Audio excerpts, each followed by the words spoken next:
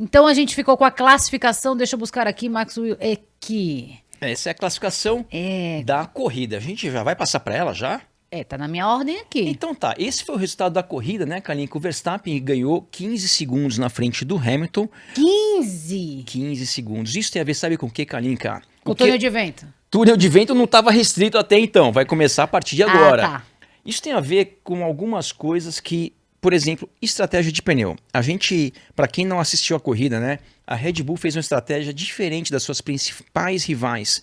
Tanto o Mercedes quanto o Ferrari largaram com composto médio, enquanto o Red Bull largou com composto macio, tanto com o Verstappen quanto com o Sérgio Pérez. E a gente vê que o Verstappen chegou a 15 segundos na frente do Hamilton. E por que a gente colocou essa tela, Kalinka? Quando você larga com pneu macio, obviamente, você teoricamente tem que parar mais cedo. O Verstappen foi do macio para o médio. Isso. A Mercedes com o Hamilton e com o Russell do médio para o duro.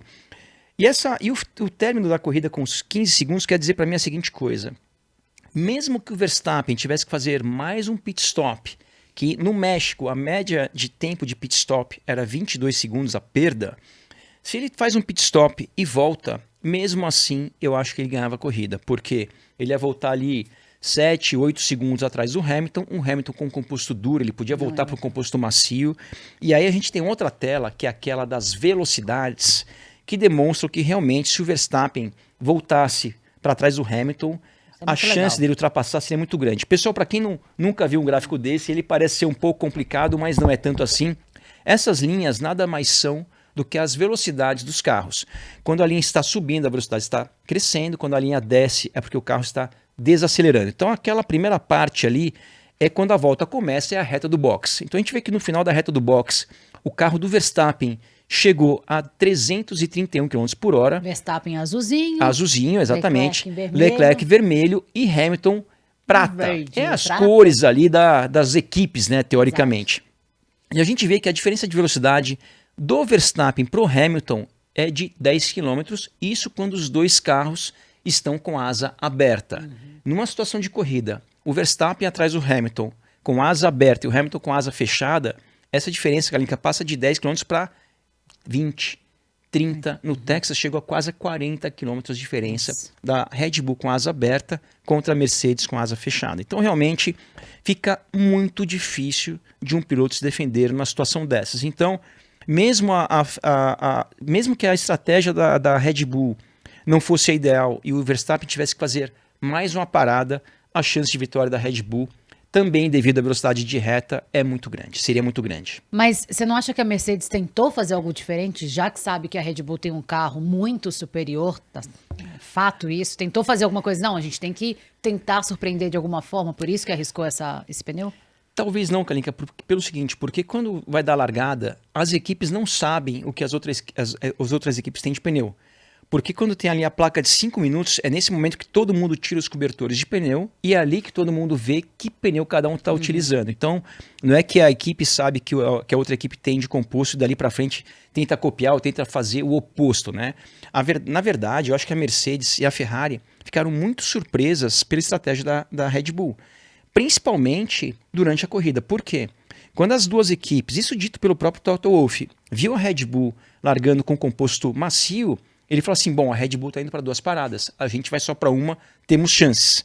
Só que o que aconteceu foi o seguinte, o carro da Red Bull é tão bom, e a gente tem que também imaginar que o Verstappen, Kalinka, como a gente já falou aqui, é um piloto diferenciado, porque fazer um composto macio durar o que durou, sem perder performance, realmente tem também muito mérito por parte do Verstappen. 25 voltas. Por aí. 25, e a previsão... 4. Para quem largasse de pneu macio, era para dar volta 12 a 15, alguma coisa assim. Então o Verstappen deu mais do que 10 voltas além do que a previsão da Pirelli. Então tem muito mérito por parte do Verstappen também. Então dali para frente, o que todas as equipes acharam que ia acontecer com a Red Bull, não aconteceu. Então, realmente, mérito da Red Bull. E o Verstappen que saiu do box reclamando de um problema no carro, questão da troca de marcha, teve algum problema ainda. Ou seja, se realmente, de fato, teve problema, gente... Mas ele mesmo falou que não foi um problema muito grave. Mas um dos grandes méritos do Verstappen, na verdade, foi na largada. A gente tem imagens da largada? Vamos falar da largada. E por que um grande mérito do Verstappen foi na largada? Esse circuito, ele tem uma característica que é o seguinte... Do grid de largada até a curva 1 tem uma distância muito grande. Então é muito comum o piloto que larga na pole ou que larga ali e se mantém na primeira colocação no momento da largada não chegar em primeiro na curva 1. Então a gente tem aqui dos dois lados da tela o que aconteceu ano passado, do lado esquerdo, e o que aconteceu esse ano. A gente vê no ano passado, o Bottas fez a pole position, a gente vê ali os dois carros da Mercedes ali no canto superior esquerdo, lado a lado, Bottas e Hamilton.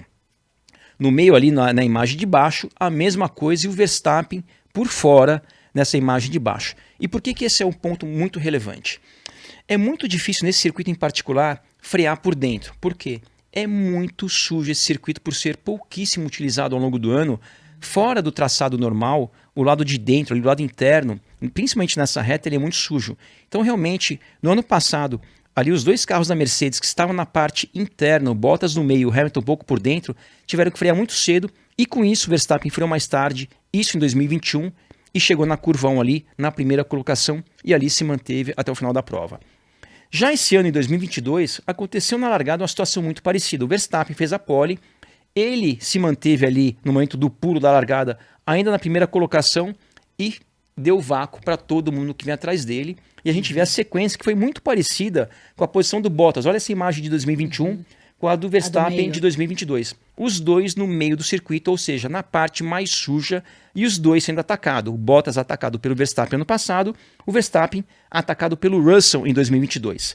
Só que o Verstappen conseguiu, mesmo freando na parte mais suja, conseguiu frear mais tarde do que o Russell. A gente vê o quanto ele já está na frente do Russell na entrada da curva. Mesmo assim, não perdeu o carro, não perdeu a aderência, não passou reto e dali para frente só administrou. Então, realmente, sem querer elogiar muito o Verstappen, que senão a gente é atacado, como a gente sabe. O Verstappen que merece, meu Deus do Mas céu. realmente ele faz a diferença e nesse momento da largada fez a diferença também. E o Hamilton, ele teve a melhor tempo de reação. Tempo de reação. O Hamilton que é o que eu não tenho, né? Que é o que se você tivesse nessa largada, você ia pular de primeiro para último com esse seu tempo de reação. Mas o Hamilton tá bom nisso. Tá com tempo de reação em dia. É que não tá ajudando pra nada, na verdade. Não. Tá igual o Leclerc. Faz a pole, mas não ganha corrida. Adianta? Não adianta. É verdade. Mas enfim. O tempo de reação dele tá bom. E ali a gente teve logo após a largada, além do tempo de reação do Hamilton na largada, ele deu o tempo de arranhação no seu parceiro ali, Kalinka. Ele deu uma espremidinha ali. Teve, né? Teve. Isso foi o momento ali nas primeiras curvas, né? Entre Hamilton e Russell. Fizeram a curva 2 lado a lado, a 3 também. E na saída da 3, para minha surpresa, mas já nem tanto, mas eu acho que o Russell ficou um pouco mais surpreso do que eu. O Hamilton, como a gente pode ver, não deu tanto espaço ali. A gente lembra que a regra é deixar o espaço de um carro. Dois pilotos da mesma equipe normalmente são um pouco mais cuidadosos. O Hamilton não tomou esse cuidado todo. A gente vê ali que nem que se o Russell tivesse de moto ia caber ele entre o carro do Hamilton e o limite de pista. Mas nem com a scooter. Nem com aquela scooter não, lá. Não ia rolar. E aí o Russell não só perdeu a posição para o Hamilton, mas na sequência, em função de ter ido para fora da pista, perdeu um pouco de tempo com isso, foi atacado também por Chequito Pérez e perdeu a terceira posição e ali ele ficou.